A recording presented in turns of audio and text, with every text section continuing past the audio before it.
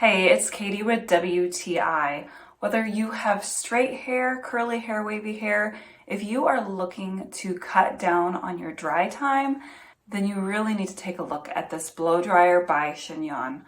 I love how small and compact it is. It's easy to pack away, easy to travel with, but for as small as it is, this packs a lot of power.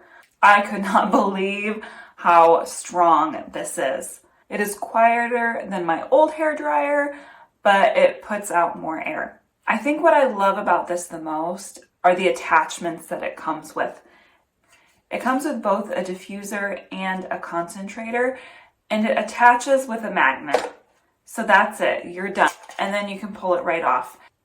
I did use both speeds and kept it on cold and warm for my wavy hair, but when I was blow drying it straight, I went up to the full speed and I went up to hot just to try it out. When I was blow drying my hair straight, it only took me 10 to 15 minutes to dry my hair. Previously, it took me 20 to 25. So whether I was using the diffuser or blow drying it straight, I did notice I was saving time with this hair dryer. I love this Chignon hair dryer. I'm so happy that I upgraded to it, and I think you are going to love it too. And that's my point of view.